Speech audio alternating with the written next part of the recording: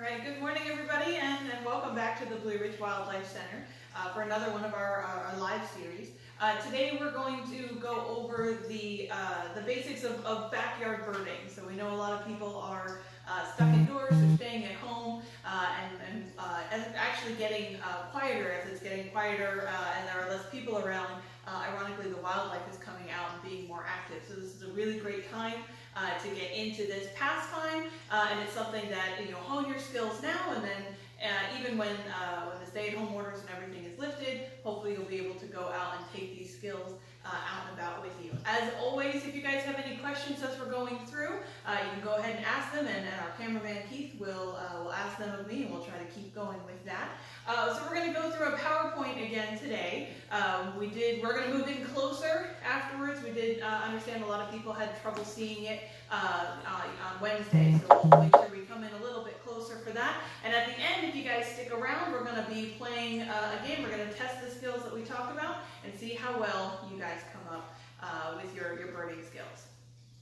So birding, again, it's a pastime that a lot of people are into, and it's something that you can do on a small scale in your own backyard, or on a much larger scale. There are people who travel around the world looking for specific kinds of birds. So really, getting started, you want to pick the right spot, and this is the right spot for you and what you're able to do. So whether you are sitting in your own house, just looking out of a window, whether you are, nope, not coming up. Well, that was supposed to be a picture of a park, which didn't show up. Or whether you're deep in the woods somewhere, you can find birds anywhere. So you want to make sure that you pick the spot and maybe know the kind of birds that are going to be there, and just be prepared to see some birds while you're out there. Getting in the zone, what's really important is to be calm and quiet while you're looking for birds. Not only will it help you in terms of allowing birds to come in closer. If you're calm and quiet, then they are more likely to approach you or to approach the area that you are. Forgive the flashing of the lights.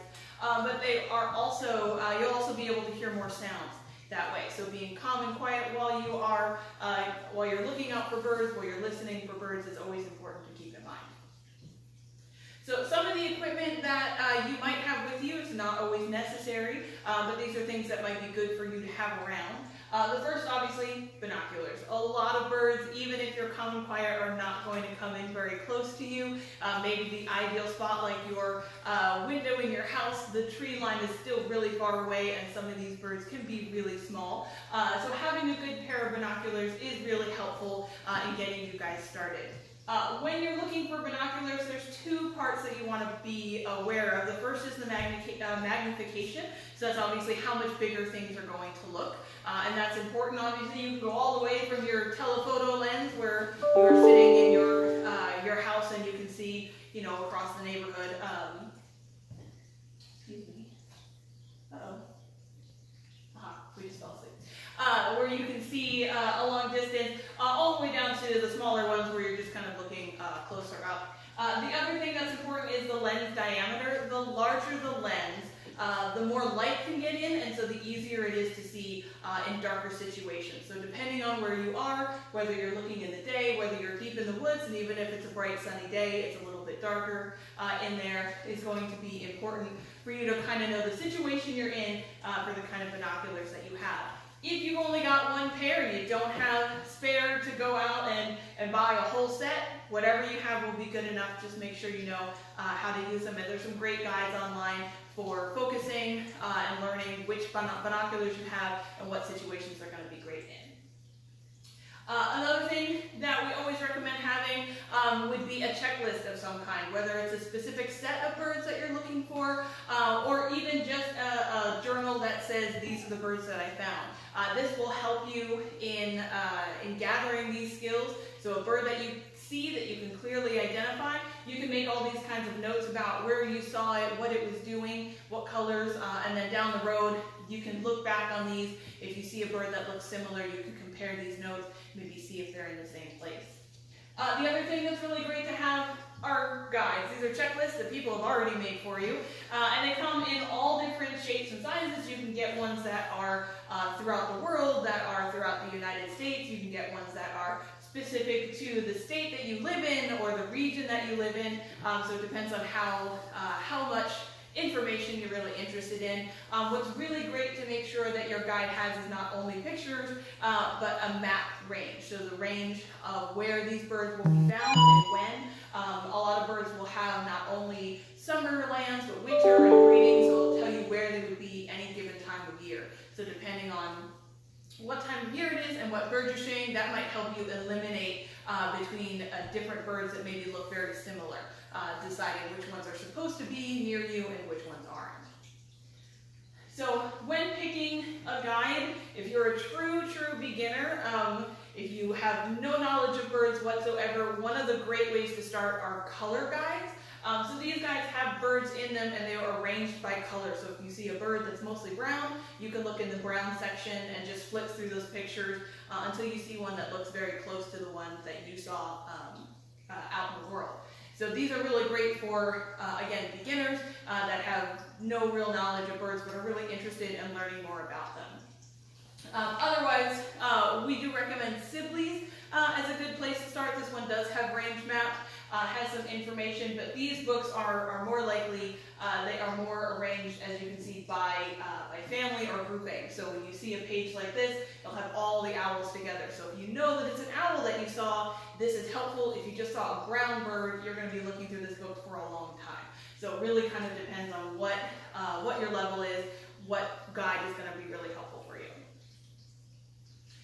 We also had a lot of success with something called the Merlin app. This is a free app that you can download on your phone. And what's really great about it is it has a couple of different features.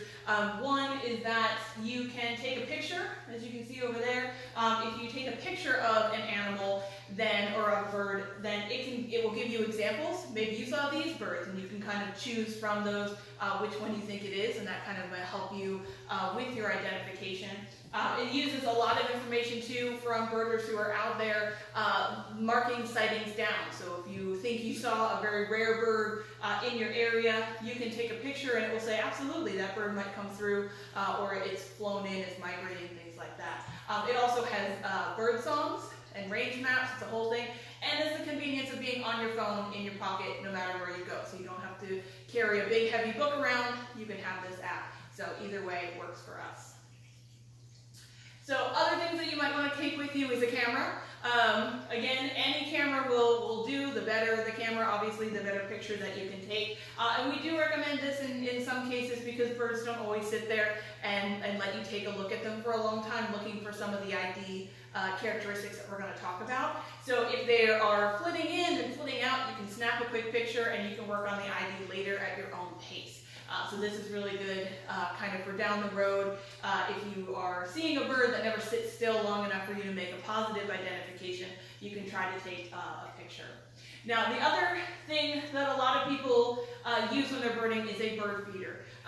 This is something that is not required in any way, shape, or form.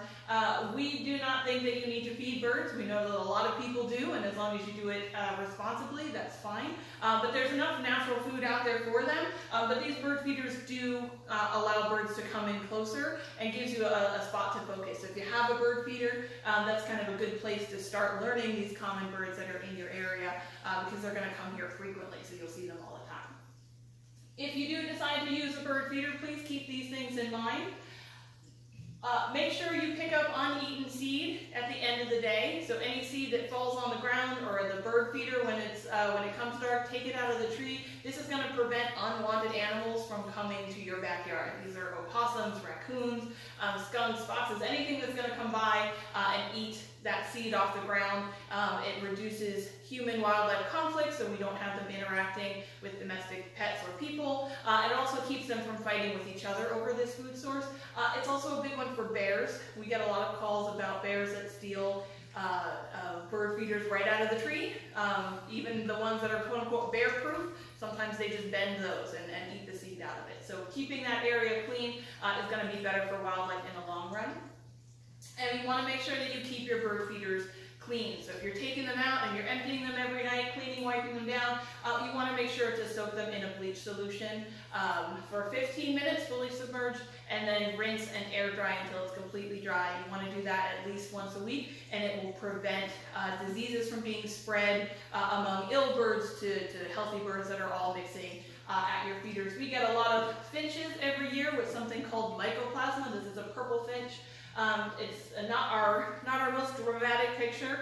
We do get a lot of birds that have much worse, but you can kind of see he's squinty, he's lost a lot of feathers around his eye. This is a conjunctivitis, so kind of an eye infection that they get, and they can spread this at bird feeders to other finches. So as long as you're keeping your bird feeders clean, we can prevent these birds from coming in.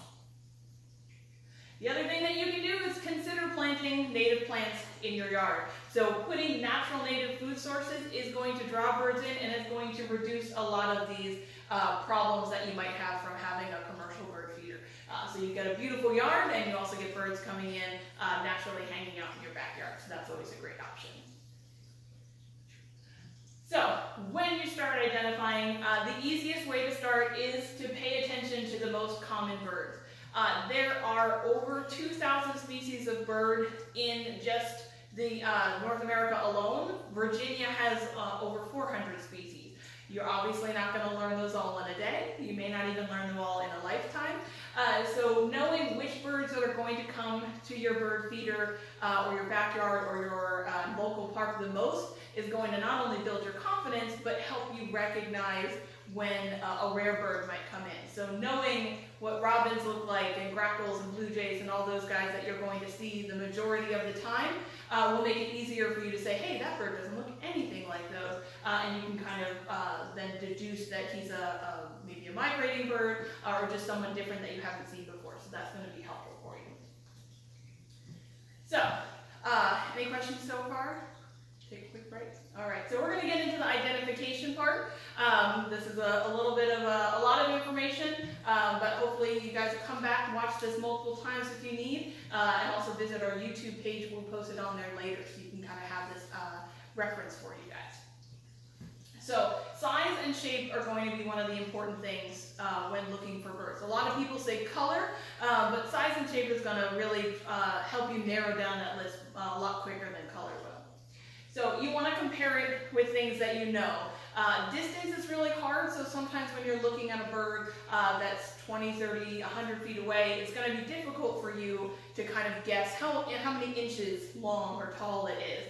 So kind of keeping in mind things that you might know, you can practice with these things at home in your binoculars. Get a feel for what this size object looks at from 10 feet away, from 20 feet away.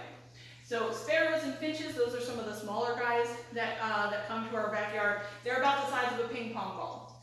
So not that big, so you can practice with that. The next group up would be robins and blue jays. Those guys are about the size of a baseball. A lot of birds in this area are going to be about that big.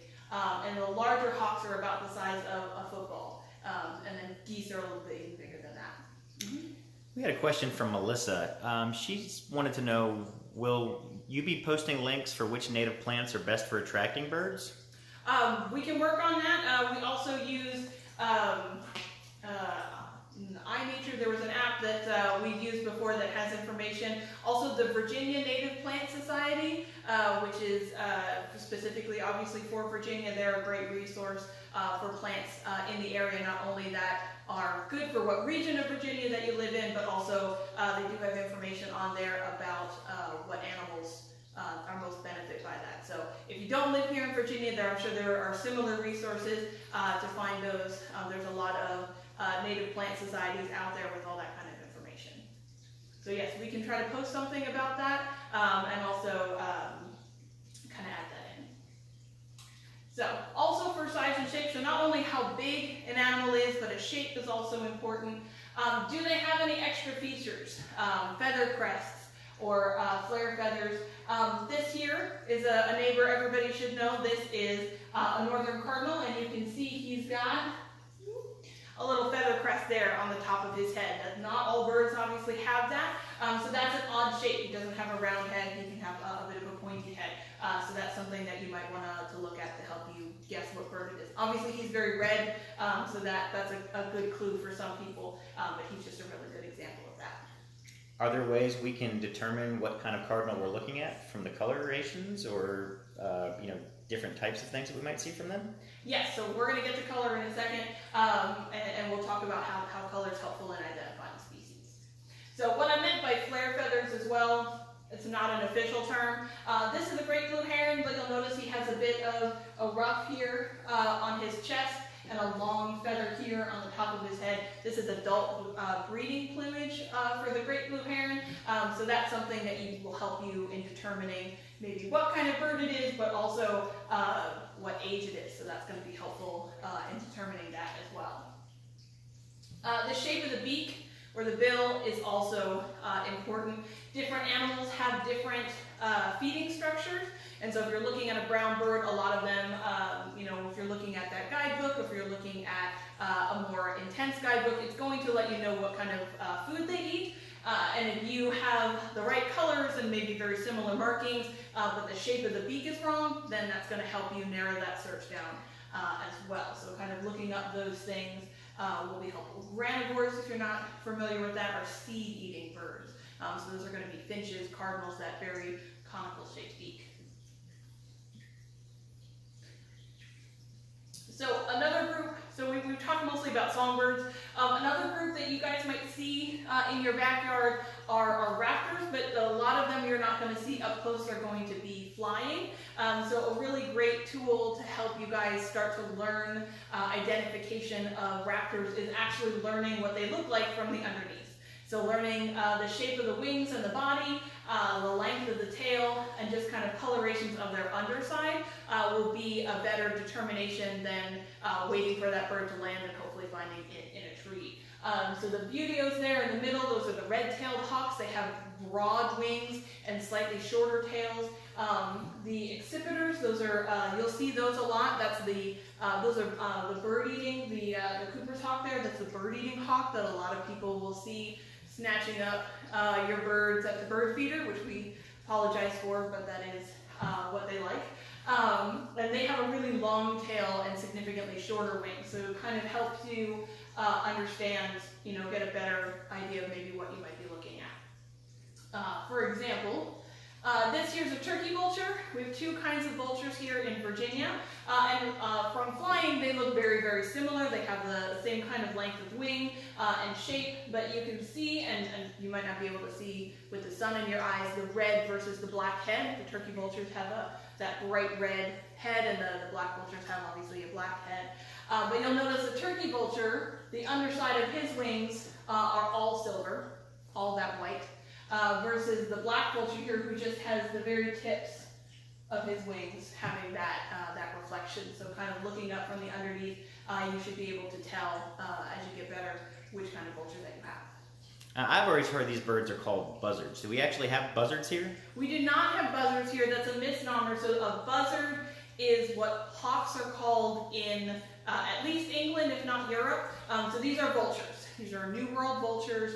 The buzzard is a term that's been carried over, but it doesn't actually mean anything. That's not how they're classified. So, color. Color's a big one. I know everybody wants to jump to color, but this is kind of secondary. Once you know how big a bird is, you can kind of work on colors as well. So primary colors, a lot of birds, they're going to have their body covered in mostly one color. That's going to be helpful for narrowing things down. This is a really beautiful bird. This is called an indigo bunting. And we have these here in Virginia, and they look like a little exotic bird that is lost. But they're a beautiful bird that we have here, and there's very brilliant blue with some purple and iridescence. They're a lot of fun to look at when they come in. So once you know your primary color, you want to look for your secondary characteristics. These are things like eye markings, spotting on the chest or the breast area. Again, flare, we like flare. Or banding on the tail. Banding on the tail is also important for raptors. A lot of raptors that look the same have different color bands on the tail or different numbers on the tail that you can take a look at. So some examples. Top corner there is one of my favorite birds. Actually, it's probably my favorite songbird. This is a cedar waxwing, and he has all of it going on. He has a crest, he has a band across the eyes, and he has what I like to call the flare. He has that bright red and yellow marking on the tips of his wing feathers and the tip of his tail. So he is a very fancy, specific kind of bird that you can look at, but having all of those markings will help you. Obviously his body is mostly brown, but he has a lot of other features that are going to take him away from the sparrows or the finches that are also mostly brown. The bottom one here, this is a mockingbird. Again, mostly looks like a gray bird, but when they fly, you'll notice they have this fancy, special white band. They also have white on the underside of their tail. So this is something you generally only see when they take off, but you can make those notes as they go and kind of help you with your identification later. The last one we have in the middle, that is a red-shouldered hawk. They're mostly known for having red markings on their wrists, so when their wings are folded, it's up at shoulder height and a lot of red on the chest area. But when he's flying, you're not going to be able to see that since the red shoulder part is on the top. But you can see the banding on the tail. That'll be a good way to identify them when they're flying. So I had a question about Canada geese. Mm-hmm. Is there any way that you can determine their sex from their markings or colors? You cannot. So we're going to get to breeding versus non-breeding plumage. Geese unfortunately don't have any fancy characteristics. They all look the same. But time of year is going to be important for things like this. So we have, this here is a common loon. It's a shorebird. They spend most of their time in the water. They actually can't walk on land. We got a lot of phone calls about ducks with broken feet or broken legs. That's these guys. So they land on icy parking lots or wet pavement because they think it's a big body of water and then they can't take off. But this is a juvenile or non-breeding versus their very fancy breeding plumage. So knowing what time of year it is might help you determine what kind of bird. Obviously they're going to look different at different times of year. And the last that somebody asked is what's called sexual dimorphism, and that is where males and females look different. They have different colors and different markings. The house finch is a big one. There on your left is the male with all that bright red, and then on next to him is the female house finch. So the female house finch has no colors like that, and the male is nice and bright. So geese don't have any of that, so you just have to guess. Is it typical for the male to be more brightly colored in birds? It is typical for the male to be more brightly colored and sometimes to have extra feathers and flair as well. I don't want to say that it's only the males because I don't know all the birds in the world, but technically, typically speaking, it's going to be the male that looks nicer. All right. So a couple other things that you might need to look at when determining what kind of birds you have are their habitat and their behavior. The big one is, you're not going to find a duck in the desert. So if you're out in the woods and you see an animal and you think it's a duck, you might want to think twice. The one exception to that would be the wood duck. These guys like to nest really high up in tree cavities. If anybody's watched any videos of their babies just jumping out as soon as they're hatched, that is a very strange behavior that they have, but all wood ducks do that. So that's going to be, there are exceptions to the rule, but kind of knowing the habitat that you're in will help you determine, what kind of bird that you have. I have another question about geese. Mm-hmm. Christy says, the geese get so close to the road. Is there any way to herd them away without further endangering them or them being eaten? So it depends on the situation, why they're crossing the road, where they're going, what kind of road it is. That's a very long and complicated question, and if you have any more concerns about that, you can go ahead and give us a call here at the center, and we'd be happy to talk to you specifically about what you're seeing and what you can do to help. Unfortunately, it would take way too long to cover all of those possibilities here today. So when talking about habitat, this guy is also a very pretty bird. This is a meadowlark, an eastern meadowlark, who is ironically in a meadow. So he did very good posing in this lovely habitat where we can take a picture that matches his name. So there's a lot of markings. You see the yellow, you see the eye stripe. There's some patterning there on the back, on the wings, and it being in an open area is going to be a big clue for what what kind of bird this is.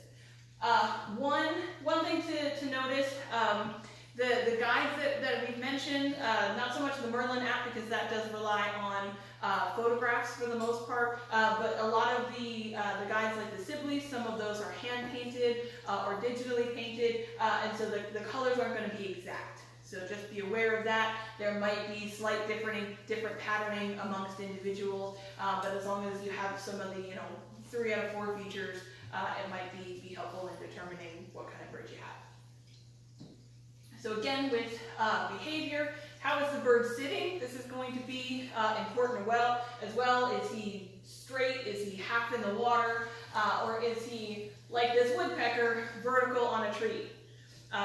This is how most woodpeckers, you might find them on the ground, but when they're on a tree, they're going to be mostly vertical, and that's because of the position of their legs and their feet. Since it's going to be the most comfortable way for them to move around. One exception is the nuthatch. I love these guys.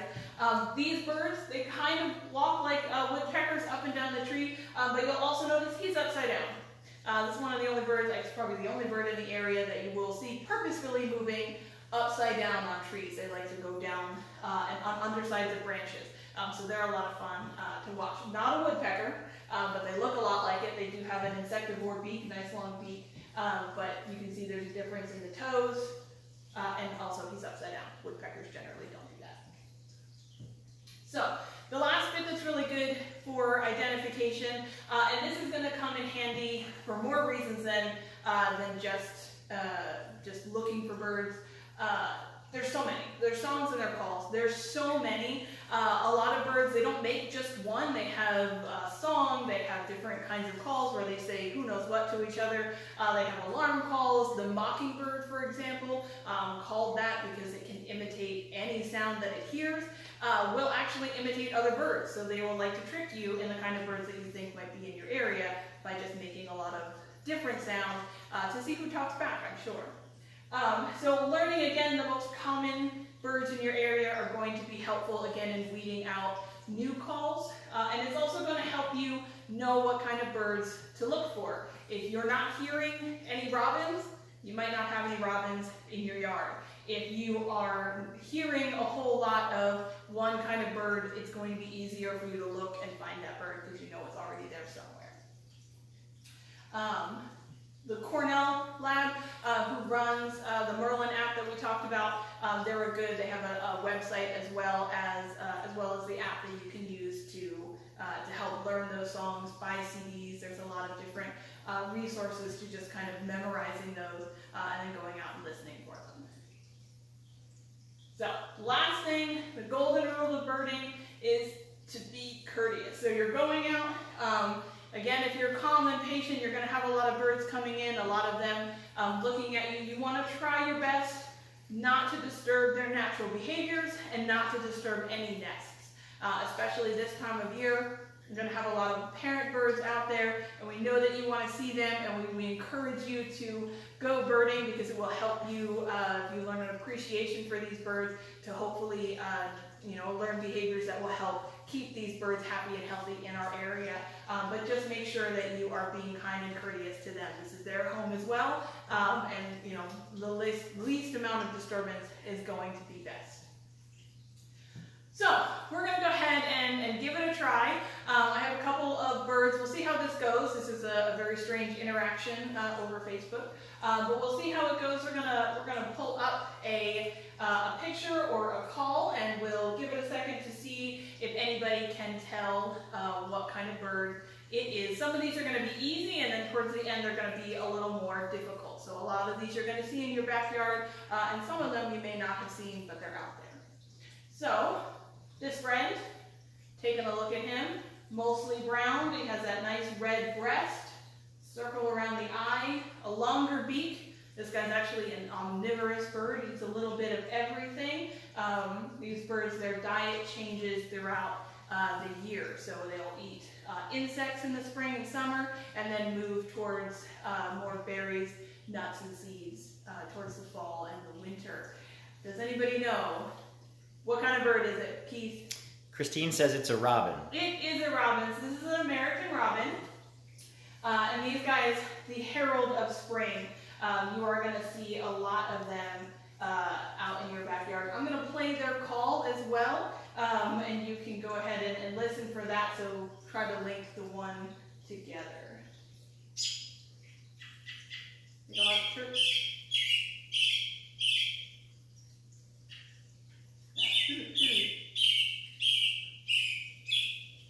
so that's those guys. Good job, Christine.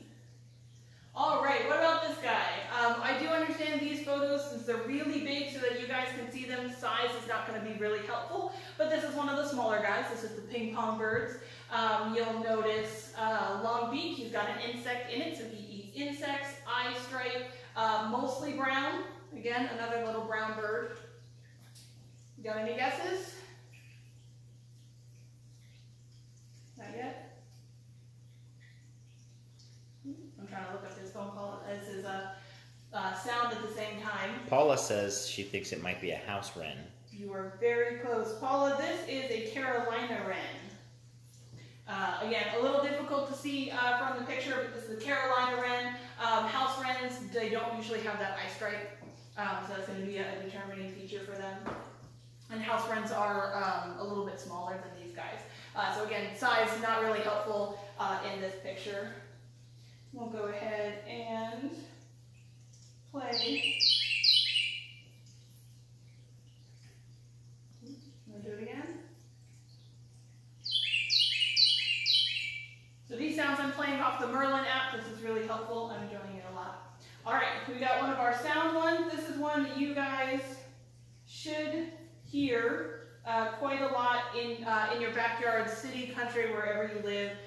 So we'll go ahead and play it.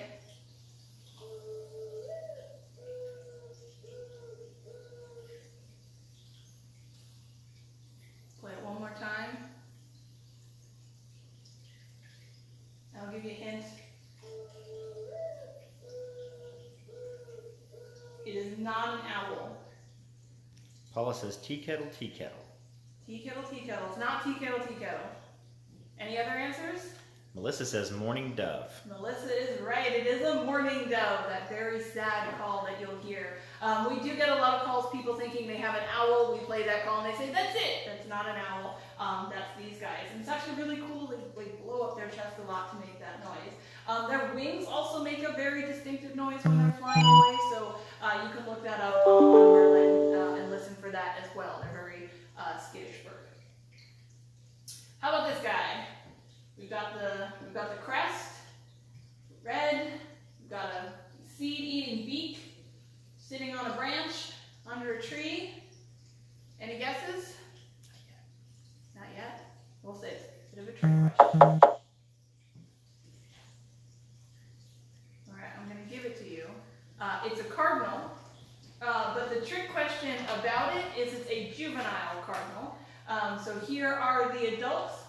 So an adult female, these are ones that have, again, the sexual dimorphism. So the males are that bright red, very colorful, that you can see very obviously, one of the winter birds that show up really nice against snow in pictures. And the females are mostly that grayish brown with just a hint of red on the wings and tail. But they have an orange beak.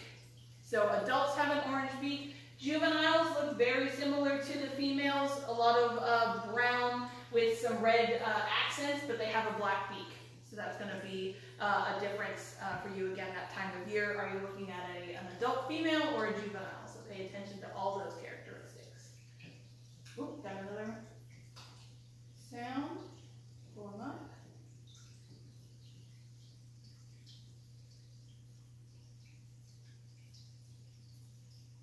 All right.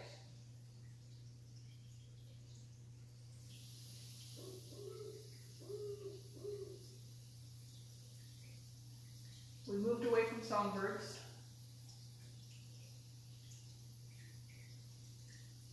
I'm sure we'll play again.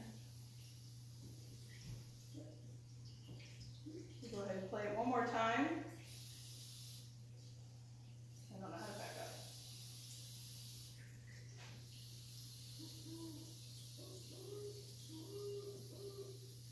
So I have barred owl and barn owl and horned owl. Yes, it is an owl. It is the great horned owl. So the great horned owl is the one that makes that very deep, classical hoo, hoo. The barred owl, they're the ones that have an 8-note call, and it kind of sounds, it goes a hoo-hoo at the end. It's very interesting. And the barred owls are the ones that make that screeching. Go to our YouTube page. We apparently have a very good video of a barn owl making a screeching noise. So you can go ahead and check that out there. All right, any guesses? Again, size, difficult to see. We had to zoom in the picture, but he's a fairly large bird. He has a lot of markings there. He has a crest. He's vertical on a tree. He's got a little mutton chop red there on his cheeks. Tanya says pileated woodpecker. Tanya's right. He's a pileated woodpecker. He's one of the biggest woodpeckers we have in our area. They can reach up to 1 pound in weight. And you see the red markings there. This means he's a male. So males have that nice red marking on the chin there. Forgot my list that said what order they were in. This is one of my favorite calls to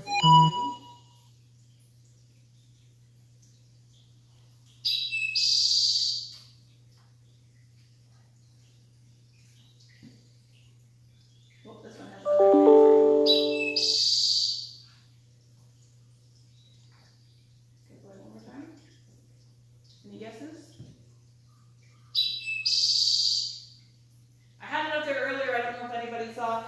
The order is drink your tea, and this guy is, Tanya says warbler. Oh, you were close. My bad. We did the wrong one. I did the wrong one. That was an eastern towhee. I left my list somewhere else. This is a blue jay. We'll come back to him. Mary Beth said towhee. Thank you, Mary Beth. You're right. So this guy, this is a fun one. Again, size is really hard to tell, but he is teeny tiny, smaller than a ping pong. Nice long beak. It's actually a nectar beak. Red throat is a big giveaway for this guy. Though sometimes that is hard to see, depending on what angle you're looking at. Any guesses? He's nice sitting still for us, which is rare for these guys. No guesses? All right. I'm going to tell you, this is a ruby-throated hummingbird. Thomas got it. Thanks, Thomas. So yes, ruby-throated hummingbird, this little guy. We actually have some plants out front that they are a big fan of, and we actually have 2 breeding pairs that come by and feed on those plants. So this guy took a break. He landed on one of our signposts outside of our building, and one of our staff members was able to snap this picture real quick because they do not sit still very much. So that was the towhee that we listened to before. We're going to skip over that one because I went out of order, which is my bad. This guy, next one. Mostly black, but he has some flare feathers going on there, some secondary coloring on his wing. He's one of the baseball-sized birds, so that small, medium category of songbird. They're also really pretty. Also a male. Females don't get to be this pretty. And honestly, I would say trick question because it's exactly what you're looking at. So Cher says a RedWinged Blackbird. Yes, Cher, a RedWinged Blackbird is literally that. He's a blackbird with a red wing, which is really nice for naming reasons. We like when scientists name things, very helpful for us. So yes, nice RedWinged Blackbird hanging out there.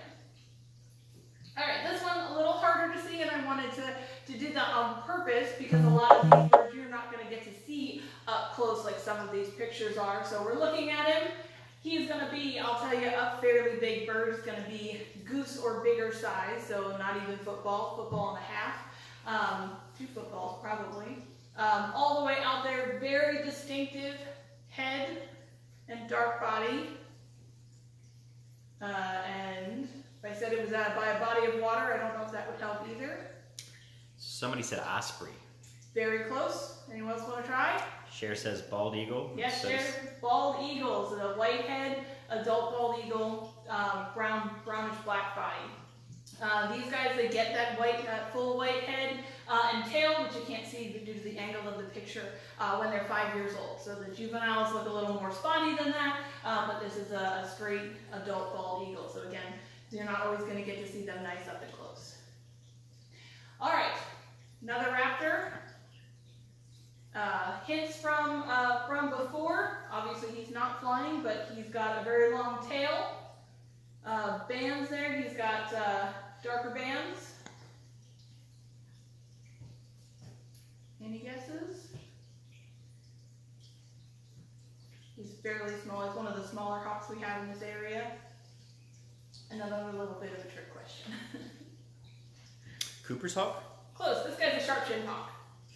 So they look very similar until you get them right next to each other, because the sharp-shinned is teeny tiny, and then the Cooper's, which you think is small until you see a sharp-shinned. But yeah, that nice long tail is an accipiter. So those tails are important for maneuvering, so they use that long tail and their narrow wings to help them make sharp turns in and around objects. So that's really helpful for them when they're chasing down prey or evading being caught. This guy, I love these birds. They have such a surprise face all the time. Their feet are also really cool. They're kind of more sideways than other birds. Also by a body of water. Somebody said it before. Osprey? It is an osprey. So this, again, a picture taken by a staff member while they were down visiting a national, or I think it was a national park. They managed to catch this guy hanging out on a snag above the water. All right, those are all of our tests. You guys did great, and thank you so much for joining us today. We hope that you get into birding and go out and then find your own birds. If you've enjoyed this video, please remember to like and share it, like our page, subscribe, and again, please remember we are a nonprofit, and in this time we know that everybody is struggling, but we are run on donations. So if you or someone you know is able to help us with our mission of taking care of wild animals, we would be grateful. Thank you so much. You guys have a great weekend.